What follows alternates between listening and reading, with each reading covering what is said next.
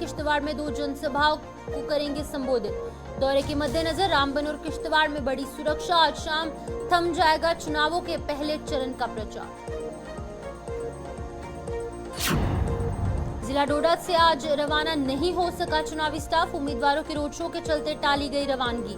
चुनाव प्रचार के अंतिम दिन आज हो रहे कई रोड शो। अब कल सुबह पूरी की जाएगी रवानगी की प्रक्रिया।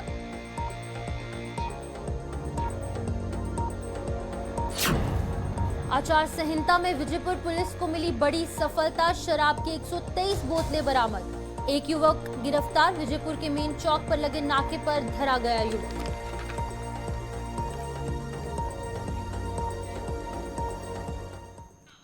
चलिए, जम्मू कश्मीर के इस खास बुलेटिन में आपका स्वागत है और मैं हूं आपके साथ शिपवन शर्मा। तो चलिए शुरुआत करेंगे बुलेटिन की। विधानसभा चुनाव के पहले चरण पर मतदान को लेकर आज चुनाव प्रचार जो है वो थम जाएगा और ऐसे में केंद्रीय गृह मंत्री अमित शाह वोटरों में जोश भरने के लिए आज एक बार फिर से जम्मू कश्मीर के दौरे पर आ रहे हैं। अमित शाह डोडा, रामबन और साथ ही साथ किश्तवाड़ में 3 चुनावी जनसभाएं करने जा रहे हैं। वो किश्तवाड़ के पाडर, नागसैनी विधानसभा के पाडर और यहाँ पर परेड ग्राउंड किश्तवाड़ और उसके बाद रामबन के चंद्रकोट में चुनावी जनसभाओं को संबोधित करेंगे। रैलियों को लेकर पुलिस भी कड़ी सुरक्षा में जुट चुकी है और डीजीपी समेत कई बड़े अधिकारी जो हैं वो डोडा, किश्तवाड़ और रामबन में कैंप करते नजर आ रहे हैं। इसी बीच आपको बता दें कि यहाँ पर किश्तवाड़ की बात करें, रामबन की बात करें या फिर अगर हम डोडा के हवाले से बात करें तो फर्स्ट फेज ऑफ इलेक्शन यानी कि 18 सितंबर को पहले फेज की वोटिंग यहाँ पर होगी। मात्र एक दिन शेष बच चुका है और आज शाम को इलेक्शन कैंपेन की जो प्रक्रिया है वो थम जाएगी। इससे ठीक पहले बीजेपी के कार्यकर्ताओं में जोश भरने के लिए और लोगों में खास तौर पर जोश भरने के लिए और बीजेपी के पक्ष में वोट करने के लिए अमित शाह जो है वो एक बार फिर से जम्मू कश्मीर पहुंच रहे हैं। 3 अलग अलग जगहों पर चुनावी रैलियां जो है वो की जाएंगी। एक रामबन में की जाएगी, 2 किश्तवाड़ में की जाएंगी। तो हमारे साथ नदीम इकबाल रामबन से ज्वाइन कर चुके हैं और साथ ही अजय शान किश्तवाड़ से भी हमारे साथ है। दोनों से जानकारी लेंगे। सबसे पहले अजय, मैं आपके पास आना चाहूंगी, किस तरीके की तैयारियां किश्तवाड़ में देखने को मिल रही है क्योंकि अमित शाह एक बार फिर से यहाँ जम्मू कश्मीर पहुंच रहे हैं? शिपुन, देखिए आज जो कैंपेनिंग का लास्ट दिन है और कुछ घंटे ही बचे हुए हैं, तो कहीं ना कहीं भाजपा उसका पूरा लाभ उठाना चाहती है, जिस वजह से अमित शाह आज यहाँ किश्तवाड़ और पाडर में रैली करने वाले हैं। चौगान किश्तवाड़ में इसके लिए एक बड़ी विशाल रैली का आयोजन किया गया है। सुबह से ही वहां पर लोगों का आना शुरू हो गया, लेकिन जो किश्तवाड़ नगर और आसपास के इलाके हैं उसको छावनी में बदल दिया गया है। जैसे हम तस्वीरों में भी दिखा रहे हैं कि चप्पे चप्पे पर वर्दीधारी नजर आ रहे हैं, चाहे स्थानीय पुलिस हो, पैरामिलिट्री फोर्सेज हो, उनकी मौजूदगी हर जगह पर दिख रही है। अधिकारी जो सीनियर ऑफिसर्स हैं वो खुद उसको सुपरवाइज कर रहे हैं। उसके साथ साथ ही जो आंतरिक चुनौती बनी हुई है क्षेत्र में, उसके लिए सेना ने कहीं ना कहीं ऊपरी इलाकों में डोमिनेशन की हुई है। तो कुल मिला के काफी माहौल यहाँ पर देखने को मिल रहा है कि आखिरी समय में भी यहाँ पर जो कैंपेन का माहौल है गरमाया हुआ है। खासकर भाजपा के जो कार्यकर्ता हैं वो काफी उत्साहित नजर आ रहे हैं, क्योंकि किश्तवाड़, पाडर और जो इंद्रवाल की सीट है, चाहते हैं सारे कि ये सीट जीते, लेकिन कहीं ना कहीं जहां किश्तवाड़, पाडर में नेशनल कॉन्फ्रेंस के साथ सीधी टक्कर नजर आ रही है, वहीं इंद्रवाल में भी त्रिकोणीय मुकाबला है। तो कुल मिला के भाजपा में कहीं ना कहीं एनर्जी फूंकने का काम ये रैली कर सकती है। जिस प्रकार से हमने मोदी की रैली के बाद देखा कि भाजपा के कार्यकर्ता काफी उत्साहित थे और आज की रैली उसमें एक और बूस्ट लाने वाली है, ऐसा माना जा रहा है। जी शिवकुमार। नदीम, जिस तरीके से मौसम का पारा गिरता जा रहा है लेकिन सियासी पारा ऊपर हो रहा है, रामबन में क्या कुछ हालात है? जी बिल्कुल, देखिए रामबन के अंदर अगर हम देखें, रामबन डिस्ट्रिक्ट में 2 असेंबली कॉन्स्टिट्यूंसीज है, जिसमें एक रामबन, दूसरी बानिहाल। हालांकि हमने देखा कि यहाँ पर चुनावी मुहिम शुरू होने के साथ ही यहाँ मुख्तलिफ सियासी जमातों के जो रहनुमा है पहुंचे और अपने अपने कैंडिडेट्स के हक पे उन्होंने जो है भाषण भी दिए, लोगों को लुभाने की कोशिश की, वोटर्स को जो है मोटिवेट करने की कोशिश की कि वो उनके मैनिफेस्टो को देखकर वोट करें, उनकी पार्टी को वोट करें। हालांकि अगर भाजपा की बात करें, भाजपा की अगर हम रामबन के अंदर की बात करें, राजनाथ ने एक रैली की जहां उन्होंने कहूबाग में एक अवामी जलसे से खिताब किया और उसके बाद तरुण चुग ने मुख्तलिफ जो इलाके हैं वहां पर जाके लोगों से खिताब किया, अपने पार्टी के पॉलिसीज और एजेंडे लोगों तक पहुंचाने की कोशिश की। वहीं आज अगर अमित शाह चंद्रकोट के अंदर लोगों से खिताब करेंगे, लेकिन कहीं ना कहीं अगर भाजपा के अंदर हम देखें, भाजपा को तो पूरी उम्मीद है और इसके लिए वो कोशिश भी कर रहे हैं कि दोनों ही असेंबली कॉन्स्टिट्यूंसीज पर जो है हमें जीत हासिल हो। लेकिन अब देखना यह है क्योंकि असेंबली कॉन्स्टिट्यूंसी बानीहाल का हाल तो बेहतर है, लेकिन रामबन की अगर हम बात करें, रामबन के अंदर इसीलिए हम देख रहे हैं कि बड़े बड़े दिग्गज नेता भाजपा के आ रहे हैं क्योंकि यहाँ पर एक बड़ा चेहरा जो सूरज सिंह परिहार पार्टी से अलाइक इख्तियार कर चुका है। और जब सूरज सिंह परिहार ने भाजपा से जब अलायदी इख्तियार की तो उसके बाद हमने देखा कि भाजपा के वो कारकुनान, भाजपा के वो वर्कर्स, वो सपोर्टर्स जो 25-30 साल से भाजपा में काम कर रहे थे, उन्होंने भी अलायदी इख्तियार की है। तो यहाँ कहीं ना कहीं हम कहें कि टक्कर जो रामबन के अंदर है वो भाजपा, सूरज सिंह परिहार और एनसी के दरमियान है। एनसी के वो कैंडिडेट है जो अलायंस के कैंडिडेट है अर्जुन सिंह राजू जी। हालांकि आज की डेट में हम देखें, एक तरफ नेशनल कॉन्फ्रेंस की तरफ से रोड शो, दूसरी तरफ सूरज सिंह परिहार की तरफ से रोड शो, और आज जब अमित शाह भी एक अवामी जलसे से खिताब करेंगे तो तमाम लोगों ने, यानी तीनों जो कैंडिडेट्स यहाँ पर हैं, वो ये दिखाने की कोशिश कर रहे हैं कि हमारे साथ लोगों का कितना हुजूम है, लेकिन अब हुजूम को क्या वोट में कन्वर्ट कर पाएंगे ये तमाम लोग या नहीं, क्योंकि इस वक्त हम देख रहे हैं कि 12 पर नेक टू नेक फाइट मैं कहीं आपसे जा जानना सकती है। चाहूंगी, आप बताइएगा, क्योंकि किश्तवाड़ की 3 सीट्स काफी इंपॉर्टेंट है जहां पर विमेन रिप्रेजेंटेशन भी किश्तवाड़ सीट से मिल रही है, वहीं पर दूसरी तरफ एक दिग्गज नेता, लोकप्रिय नेता पाडर से जो यहाँ पर प्रतिद्वंदी यहाँ पर मैदान में उतारे गए, किस तरीके से समीकरण बन सकते हैं? कितनी टफ लड़ाई पीडीपी, नेशनल कॉन्फ्रेंस, कांग्रेस और बीजेपी में देखने को मिल रही है तीनों सीटों पर?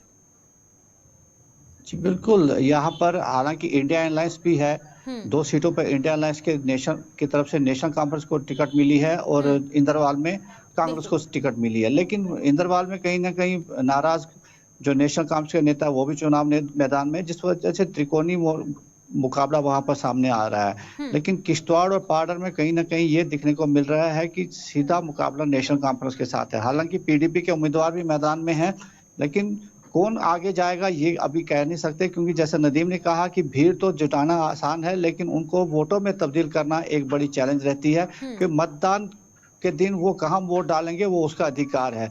लेकिन जिस प्रकार से हवा यहाँ पर बन रही है, जो मुकाबला कहीं एक तरफा नजर आ रहा था, काफी टफ मुकाबला है और काफी इंटरेस्टिंग मुकाबले किश्तवाड़ जिला में भी होने वाले हैं, जिस वजह से चुनाव से पहले कुछ भी असेस करना बहुत जल्दी होगा। जी शिवपुर। नदीम, आपसे जानना चाहूंगी, प्रधानमंत्री नरेंद्र मोदी खुद डोडा में आकर खिताब कर चुके हैं, लोगों से जो है वो संवाद कर चुके हैं, उनको संबोधित किया गया और कई बड़े मुद्दों पर बात की गई, 370 जैसे मुद्दों पर बात की गई, विपक्ष पर प्रहार किया गया और तमाम जो यहाँ पर परिवारवाद की राजनीति आज तक चली आई है उस पर भी कटाक्ष किया गया।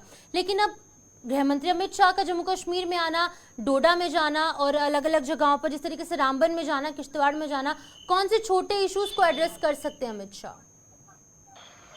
बिल्कुल, देखिए इश्यूज की जहां बात करें, क्योंकि रामबन के अंदर आप देखेंगे जाहिर सी बात है कि पॉलिटिकल पार्टीज, और आज की डेट में आप देखेंगे कि वोटर बड़ा समझदार हो चुका है। हालांकि पॉलिटिकल पार्टीज के लीडर यहां तक पहुंच रहे हैं, लेकिन हम एक चीज देखते हैं कि जो लोग आपको भाजपा की रैली में दिखेंगे वही लोग आपको नेशनल कॉन्फ्रेंस की रैली में दिखेंगे, वही लोग आपको बाकी लीडर्स के साथ दिखेंगे। तो यहाँ कहीं ना कहीं जैसे मैं एक चीज देखूं, जो बताया तो कुछ और जाता है, लेकिन जब लोग इस चीज को समझ चुके हैं कि जम्मू कश्मीर के अंदर हमें किन मुद्दों पर वोट करना है, लोगों के अपने मुद्दे हैं, क्योंकि अगर नेशनल पार्टीज की बात करें, रीजनल पार्टीज की बात करें, उनके अपने मुद्दे हैं जो उसके रीजन के इंटरेस्ट के हो, जो नेशनल इंटरेस्ट के हो। लेकिन रामबन की अगर बात करें, रामबन के अंदर इस वक्त लोगों की नजर सीधे सीधे सावलाकोट प्रोजेक्ट पर है कि जब सावलाकोट प्रोजेक्ट जब खुलेगा, जब वो स्टार्ट होगा तो लोगों को रोजगार मिलेगा।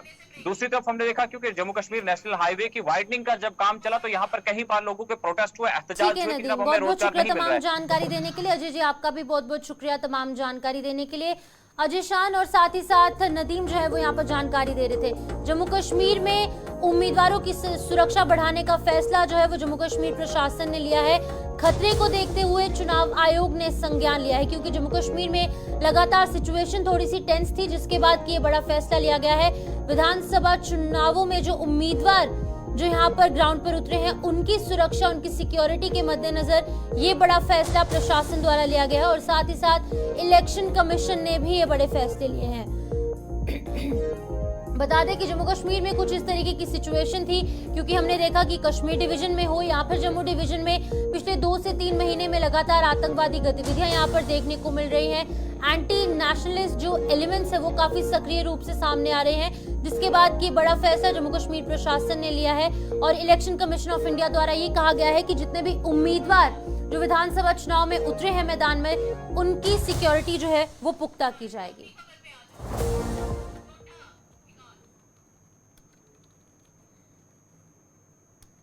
तो चलिए इसी बीच अगली खबर की ओर बढ़ेंगे, जहां पर विधानसभा चुनाव के पहले चरण के लिए 18 सितंबर को होने जा रहे मतदान के मद्देनजर जिला डोडा के दूरदराज के इलाकों के लिए आज चुनावी स्टाफ रवाना नहीं किया जा सका। आज क्योंकि पहले चरण के चुनाव प्रचार का अंतिम दिन है और कई सियासी दलों के उम्मीदवार के साथ साथ निर्दलीय उम्मीदवार भी रोड शो करने जा रहे हैं। यही वजह है कि चुनावी स्टाफ को आज रवाना नहीं किया गया और ये प्रक्रिया अब कल सुबह पूरी कर ली जाएगी। हालांकि अब इस प्रक्रिया में देरी जरूर देखने को मिली, लेकिन किस तरीके से सभी कुछ देखने को मिलेगा, किस तरीके से तैयारियां यहाँ पर मुकम्मल हो पाएंगी या फिर नहीं, क्योंकि कल 17 तारीख है और 18 तारीख को यहाँ पर पहले फेज की वोटिंग होनी है पूरे चुनाव वैली में और साथ ही साथ कश्मीर डिवीजन के कुछ इलाके में। लेकिन आज क्योंकि अंतिम दिन है यहाँ पर इलेक्शन कैंपेन का, इसी के चलते यहाँ पर आज जो इलेक्शन स्टाफ है उसको रवाना करने में थोड़ी सी देरी जरूर देखने को मिली। हमारे साथ विकास मन्हास ज्वाइन कर चुके हैं डोडा से। विकास, आपसे जानना चाहूंगी क्या कुछ रीजंस रहे, क्या लगता है कि किस तरीके से अब सभी चीजें देखने को मिलेंगी, क्योंकि परसों यहाँ पर चुनाव होने हैं, कल स्टाफ वहां पर पहुंचेगा, किस तरीके से तैयारियां पूरी हो पाएंगी? जी हाँ शिपल, मैं आपको बता दूं डोडा डिस्ट्रिक्ट के कई एरिया जो है काफी दूर दराज है, चाहे देसा का हो, भलेसा का हो या भद्रवा के अलग अलग जगहों पर या फिर मरमत का। ऐसे में पेट्रोलिंग पार्टी जो है पहले से भेज दी जाती है, लेकिन आज अलग अलग जगहों पर जितने भी पार्टी के लोग हैं उनके द्वारा जो है रैली निकाली जा रही है और रोड शो करवाया जा रहा है। ऐसे में एडमिनिस्ट्रेशन डोडा ने जो है फैसला लिया है कि अब जो है 17 तारीख को सुबह 7 बजे यहाँ से जितने भी पेट्रोलिंग पार्टी है उनको अपने अपने पोलिंग बूथ के लिए रवाना किया जाएगा। सिक्योरिटी पहले ऑलरेडी भेज दी गई है और कल के दिन में जो है जितनी भी ईवीएम मशीन है वो तमाम चीजें जो है कल ही यहाँ से निकाल दी जाएंगी और अपने अपने पोलिंग बूथ पर पहुंचा दी जाएगी। विकास, जिस तरीके से हम वोटर्स के हवाले से बात करते हैं, लेकिन इन इलेक्शन स्टाफ के हवाले से क्या कुछ वहां पर तैयारियां की गई है, इन्हें किस तरीके से सुविधाएं वहां पर मिलेंगी? जी हाँ, लगातार डिस्ट्रिक्ट एडमिनिस्ट्रेशन जो है अलग अलग तरह की फैसिलिटी जो है पोलिंग बूथ पे रखने जा रहा है और तमाम जितने भी पोलिंग स्टेशन हैं वहां पर चाहे फिर सिक्योरिटी के अरेंजमेंट हो या फिर खाने के लिए जो चीजें हैं या फिर जिस तरह से कई जगहों पर 10-10 किलोमीटर या 5-5 किलोमीटर चल के जाना है, वहां पर प्रॉपर तरीके से हर चीज की जो है फैसिलिटी रखी हुई है। और कल जो है सुबह 6 बजे ये तमाम चीजें जो है शुरू हो जाएंगी। कई जगहें जो है नजदीक है, उस जगह के लिए 12 बजे के बाद स्टार्ट हो जाएगा, लेकिन एडमिनिस्ट्रेशन बिल्कुल तैयारियों में जुटा हुआ है और नंबरिंग को काउंट कर रहा है और आज शाम से ही ये तैयारियां जो है दोबारा से शुरू कर दी जाएंगी, क्योंकि आज के बाद कोई भी लीडर जो है कोई भी रैली वगैरह में शामिल नहीं हो सकता। इस तरह की कैंपेन जो है आज 16 तारीख को ही बंद हो जाएगी। विकास, इस तरीके से कल सुबह इनकी रवानगी जो है वो देखने को मिलेगी, उसको लेकर क्या कुछ तैयारियां की गई हैं, क्योंकि आज इलेक्शन कैंपेन का आखिरी दिन है, तमाम रोड शोज वहां पर हो रहे हैं, अमित शाह भी वहां पर चुनाव वैली में पहुंच रहे हैं, कल की क्या कुछ यहाँ पर तैयारियां देखने को मिलेंगी, इलेक्शन स्टाफ को रवाना किया जाएगा? देखिए, अमित शाह जो है आज किश्तवाड़ जाने वाले हैं और वहां पर 2 जगहों पर रैली जो है संबोधित करेंगे। लेकिन इस तरह एडमिनिस्ट्रेशन डोडा, चाहे फिर यहाँ की बात की जाए तहसील हेडक्वार्टर जो है डोडा का है, वहां पर तमाम तरह से चाहे टेंट वगैरह हो या अंदर से जो मेंटेनेंस का जो भी चीजें हैं वो तमाम तरीके से लगा दी गई हैं। और साथ में कॉलेज जीडीसी डोडा कॉलेज वहां पर भी इस तरह से रखा हुआ है, यानी दोनों जगहों से अलग अलग पोलिंग स्टेशन के लिए जो है जितने भी पार्टी या जो जिन लोगों की ड्यूटी है उन तमाम लोगों को रवाना किया जाएगा और वो तमाम लोग जो है आज शाम को ही यहाँ पर इकट्ठा हो जाएंगे। विकास, आखिरी सवाल, जिस तरीके से 8 सीटें हैं पूरे चुनाव रीजन की, चुनाव रीजन में पहले हमने देखा किस तरीके से यहाँ पर प्रधानमंत्री नरेंद्र मोदी पहुंचे, अब अमित शाह खुद यहाँ पहुंच रहे हैं, कितना इंपॉर्टेंट ये सभी चीजें बीजेपी के लिए, क्योंकि 8 सीटें हैं, काफी महत्वपूर्ण है बीजेपी के लिए? जी हाँ, जिस तरह से बीजेपी जो है कह रही है कि हम जो है बिल्कुल सिंगल हैंड इलेक्शन लड़ने जा रहे हैं और हमारा किसी के साथ कोई गठबंधन नहीं है, तो ऐसे में भाजपा लगातार चुनाव वैली के इस एरिया में आ रही है और यहाँ से लोगों से अपील कर रही है कि हमारे 8 के 8 कैंडिडेट को जीत के भेजिए और हम जो है आपको आने वाले समय में आपका स्टेटहुड वापस दिलाएंगे या फिर अलग अलग चीजों के वादे करके यहाँ से वापस जा रहे हैं। ठीक है विकास, बहुत बहुत शुक्रिया तमाम जानकारी देने के लिए। विकास मनहास यहाँ पर जिला डोडा के हवाले से अपडेट कर रहे थे, जहाँ पर कि परसों यानी कि 18 सितंबर को फर्स्ट फेज ऑफ वोटिंग देखने को मिलेगी। लेकिन इसी बीच में जो इलेक्शन स्टाफ है, किन्हीं रीजंस की वजह से उन्हें आगे रवाना नहीं करने दिया और अब ये जो रवानगी की प्रक्रिया है ये कल सुबह पूरी की जाएगी और तमाम इंतजाम इस इलेक्शन स्टाफ के लिए भी पूरे कर लिए गए हैं। सांबा के हवाले से भी बात करेंगे, जहां पर बड़ी सफलता पुलिस के हाथ लगी है। बता दें कि विधानसभा चुनाव के इस दौर में लागू की गई आचार संहिता यानी कि कोड ऑफ कंडक्ट में विजयपुर पुलिस को एक बड़ी सफलता हाथ लगी है। शराब, नकदी और साथ ही साथ नशीले पदार्थ की ट्रांसपोर्टेशन पर नजर रखी गई और इसी के साथ साथ नजर रख रही पुलिस ने एक युवक को शराब की 123 बोतलों के साथ धर दबोचा है। शराब की ये खेप विजयपुर के मेन चौक पर पुलिस द्वारा लगाए गए नाके पर पकड़ी गई और कार सवार युवक इस खेप को लेकर सांबा की ओर से आ रहा था। पकड़े गए युवक की पहचान अभिजोत चौधरी निवासी नंदपुर रामगढ़ के रूप में की गई है। आपको बता दें कि यहाँ पर लगातार कोड ऑफ कंडक्ट जो है वो जम्मू कश्मीर में लागू कर दिया गया है, जिसके बाद की तमाम जो सिक्योरिटी एजेंसीज है, जम्मू कश्मीर पुलिस है, तमाम जो यहाँ पर सिक्योरिटी के जो लोग हैं वो मुस्तैदी से काम करते नजर आ रहे हैं। तस्वीर आपके सामने है, एक व्यक्ति को यहाँ पर गिरफ्तार किया गया है। 123 शराब की बोतलों के साथ जो है वो इस व्यक्ति को जो है गिरफ्तार किया गया है। हमारे साथ ऋषि खजूरिया ज्वाइन कर चुके हैं इस खबर पर अपडेट देने के लिए। ऋषि, बताइएगा क्या है ये पूरी जानकारी दीजिएगा।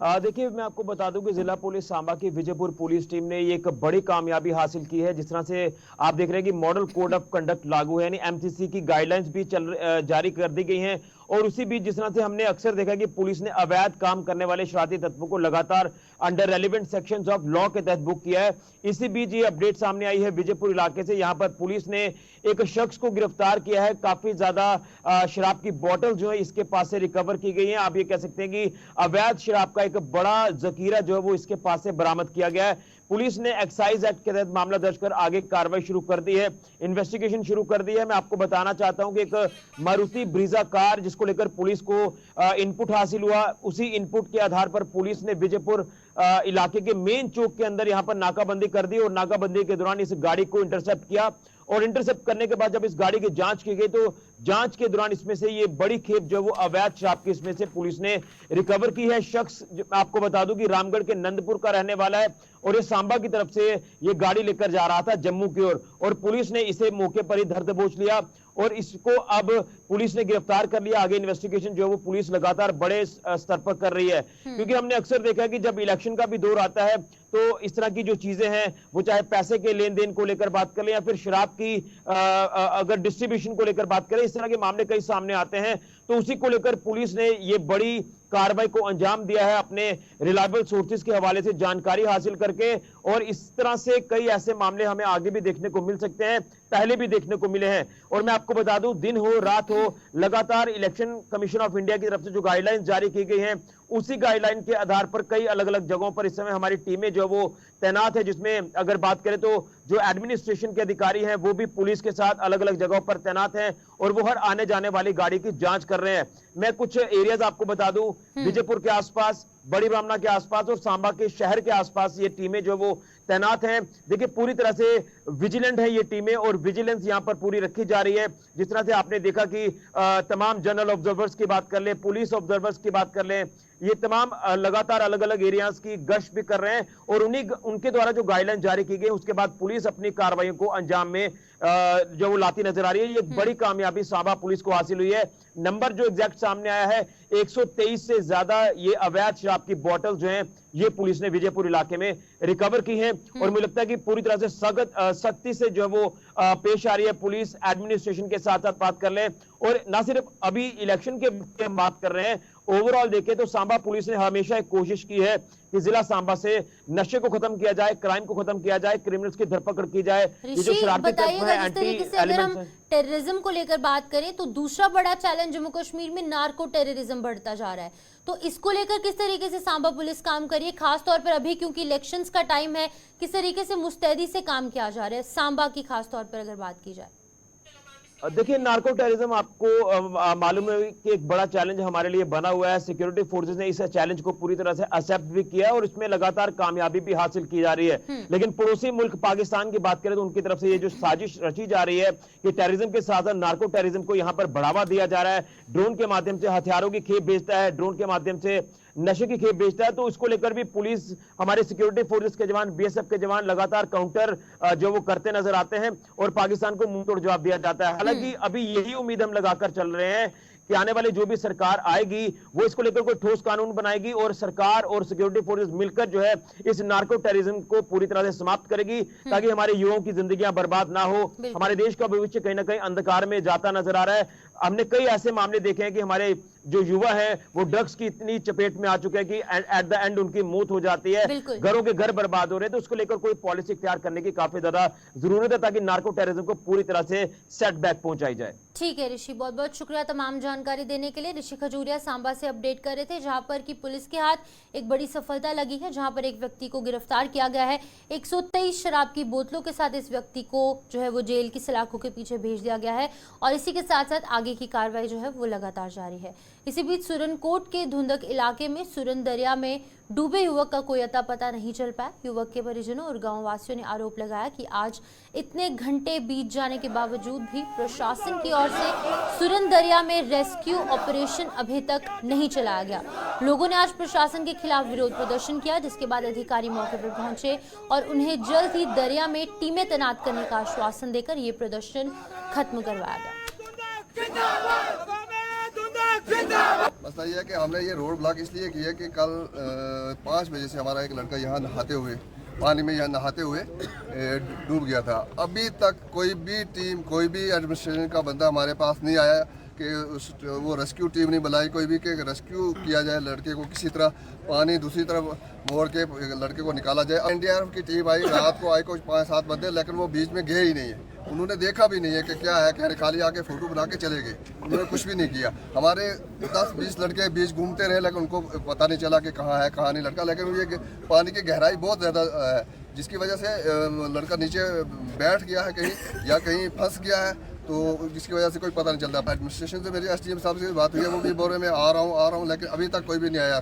रात को एक डीएसपी साहब आए थे, एसएचओ साहब आए थे, बाकी और कोई भी एडमिनिस्ट्रेशन का बंदा कोई भी नहीं इस वक्त। यह कि हमें रेस्क्यू टीम दी जाए और हमारे लड़के को निकाला जाए, बॉडी को निकाला जाए। बॉडी इस वक्त तक आज इस वक्त 15 घंटे हो गए, इस वक्त तक बॉडी नहीं मिली हमें। अब हम एडमिनिस्ट्रेशन ये मांग कर रहे हैं कि एसडीआरएफ की टीम या दूसरी कोई टीम भेज के हमारे बच्चे की बॉडी निकाली जाए। लेकिन यहाँ कोई इंतजाम नहीं है उनको निकालने के। ये तो हमारे लोकल जो लड़के थे वो जाके ढूंढते रहे, लेकिन रेस्क्यू टीम जो आई वो किनारे पर रही, बीच नहीं गई।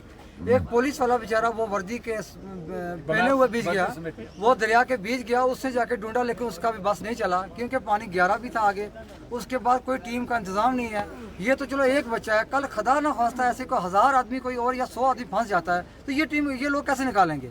ये पब्लिक की डिमांड है कि हर इलाके में 4-4, 5-5 जो आदमी और रेस्क्यू उनको ट्रेनिंग दी जाए ताकि वो अपने इंतजाम खुद कर सकें। आर्मी से हमने डिमांड की, आदमी तो आया ही नहीं हमारे पास, लेकिन हमने डिमांड सचिव साहब से की। वो रात को 11 बजे आए, किसी परेशानी की वजह से आए यहाँ, तो उन्होंने भी बोला कि हम सुबह आके जल्दी आपसे मुलाकात करेंगे। अभी तक आ तो रहे हैं, वो बोले कि बोट लाएंगे पूंछ से, लेकिन पूंछ में मेरे ख्याल में इंतजाम कोई नहीं है।